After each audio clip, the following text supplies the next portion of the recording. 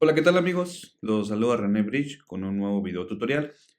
Hoy continuaremos con el tema de administración de la calidad y específicamente vamos a ver el tema de prácticas y principios de la administración de la calidad.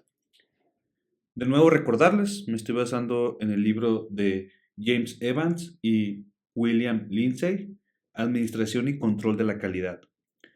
Bueno, antes que nada, estos autores nos mencionan varios prácticas o principios en el tema de administración de la calidad. El primero de ellos nos hace referencia a enfoque en el cliente.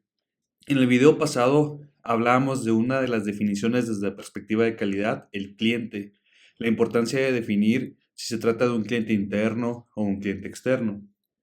En este caso hablaremos también de entender necesidades y expectativas del cliente, asegurar que los objetivos de la organización estén ligados a esas expectativas del cliente, comunicar esas expectativas a través de toda la organización y medir la satisfacción del cliente y actuar en función de los resultados. Prácticamente en las organizaciones, estos objetivos se establecen en base a estas expectativas que se tienen con el cliente. La importancia del cascadeo, yo lo diría de esa forma, y coloquialmente así es como lo llamamos dentro de las organizaciones, cascadear estas expectativas con las diferentes áreas, departamentos, funciones y demás, para que la gente esté enterada, ¿no? Acerca de, bueno, y por qué es que se establecen ciertos objetivos, ciertas metas y demás, pues todo es pensando en la satisfacción del cliente. Para esto necesitamos de un liderazgo, entendiendo como el liderazgo, y eso es una definición propia, el poder de alguna forma influir en las personas de forma positiva, ¿eh? Porque también puede haber liderazgo negativo y a través de la historia lo hemos visto, pero el influir de forma positiva es también el predicar con el ejemplo, es el enseñar, el compartir conocimiento. Vaya, esas son algunas de las características que considero de una persona líder. El líder también es una persona que va a desarrollar a otros líderes y ahí la importancia, ¿no? Cuando un equipo de trabajo brilla es porque tras de este equipo de trabajo hay una persona que está coordinando esas actividades, está pues de alguna forma también desarrollando a la gente que conforma su grupo de trabajo y demás, ¿no? Y es un ganar-ganar, ¿no? Teniendo un buen líder, un buen equipo de trabajo, pues naturalmente las cosas van a salir. Entonces, regresando un poco a lo que son las prácticas y principios, establecer metas y objetivos que representen un desafío. Muchas de estas metas y objetivos, y de hecho estamos a inicio de año, se plantean desde el inicio de año en las organizaciones, es decir, este año 2025, ¿cómo nos vamos a medir a través de él en las diferentes dimensiones? Ya sea, por ejemplo, en la manufactura, en cuestión de seguridad, calidad, entrega, costo, entre otras dimensiones, ¿no? Solo por mencionar algunas de ellas. Proporcionar a las personas los recursos, la capacitación y la libertad necesaria para actuar con responsabilidad. Este punto en particular se me hace muy interesante y cae en el rubro de liderazgo. Necesitamos trabajar en el desarrollo de las personas, entender pues cuáles son sus fortalezas, sus debilidades y pues en qué se quieren desarrollar, qué quieren aprender y en base a eso definir planes de capacitación y entrenamiento. Aquí hay un punto importante que dice la libertad necesaria para actuar con responsabilidad.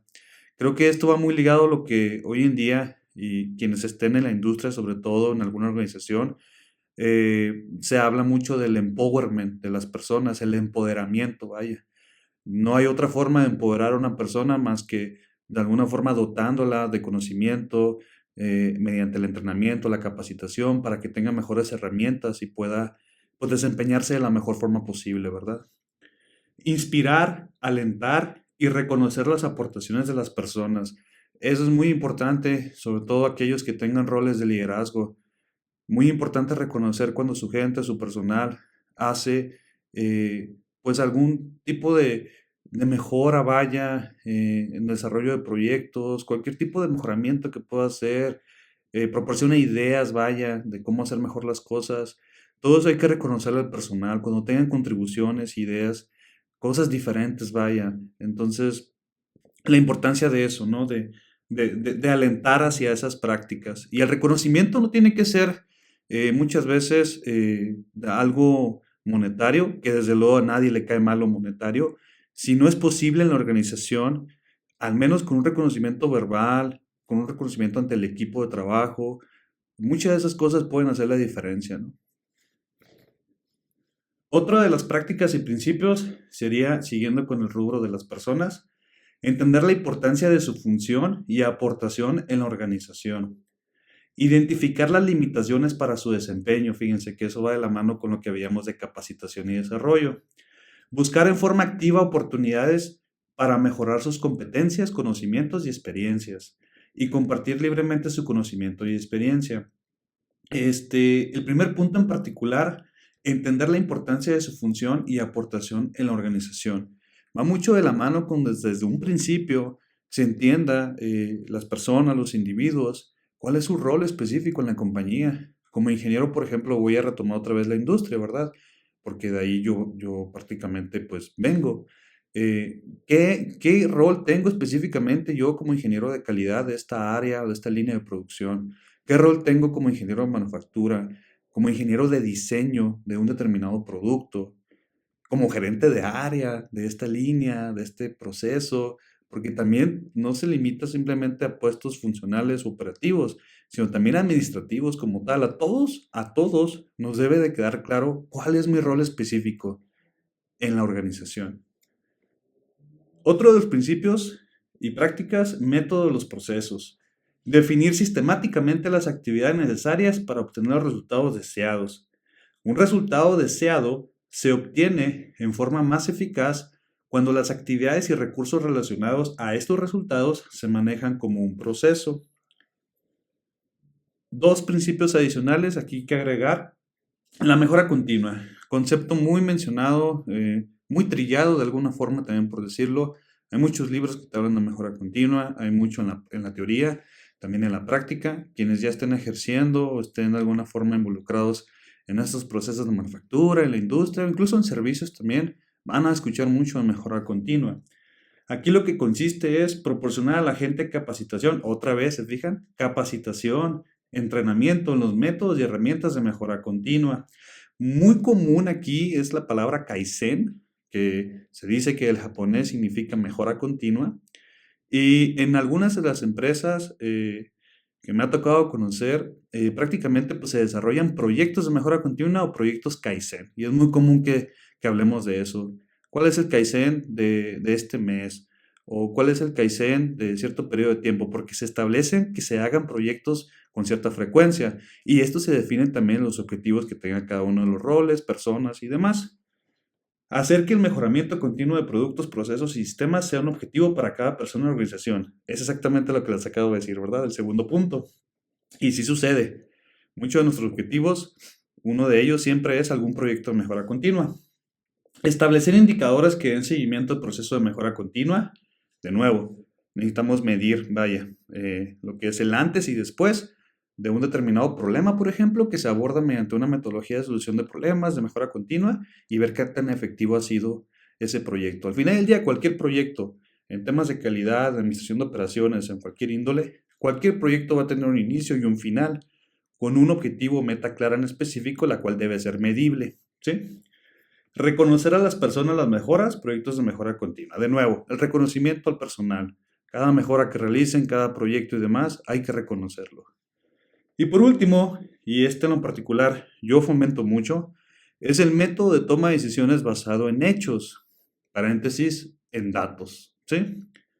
Esto quiere decir garantizar que los datos e información sean confiables. Siempre que utilicemos datos e información, que los vamos a ingresar a una herramienta, a un software que me va a analizar y dar una salida de esos datos y demás, de entrada debo de garantizar que esa data, ese input, esa entrada sea confiable. De otra forma voy a obtener resultados pues que no me dan certidumbre si no confío en la data que estoy ingresando. Y aquí entran diferentes técnicas para confirmar y dar validez a los datos. Desde, por ejemplo, un instrumento de medición, realizar estudios de Gauge R&R, cosa que también hemos explicado en el canal, entre otras formas, ¿no? O sea, es garantizar, vaya, la confiabilidad que tengo en los datos que estoy utilizando, de dónde provienen, cuál es su fuente y demás. Tener datos accesibles para las personas que necesiten de ellos, eso es bien importante también. Por ejemplo, hay veces que tú vas a estar buscando información, ya sea para dar respuesta a una no conformidad, a un problema con cliente, Muchas veces te van a pedir quizá una 8D, que también hemos hablado en el canal de las 8 disciplinas. Y para poder tú pues llenar este documento, hacer tu investigación, necesitas información. Lo primero que debes de partir es, por ejemplo, si ya ocurrió un problema con cliente, hay que identificar esa parte que ya ha sido rechazada, que ha sido confirmada como no ok. Pues cuál es su trazabilidad, cuándo se produjo, bajo qué condiciones se produjo, de qué línea proviene, qué día, fecha, hora, máquinas y demás. Imagínense toda esa información que necesitas tener accesible y no cuentas con ella o tienes limitantes de accesos, de que no se guarda información. Esos escenarios realmente pasan, la verdad. Analizar los datos con métodos válidos. Generalmente aquí aplicamos herramientas estadísticas. También hemos hablado muchísimo en el canal de varias herramientas estadísticas que hay. El primer paso es tener la data, la información, que sea válida, que sea confiable. El segundo paso es analizarla desde luego. Y el tercer paso yo diría pues concluir pues qué me está diciendo la data, ¿no? Pues bien amigos, eso es prácticamente el video tutorial del día de hoy. Les agradezco muchísimo su atención.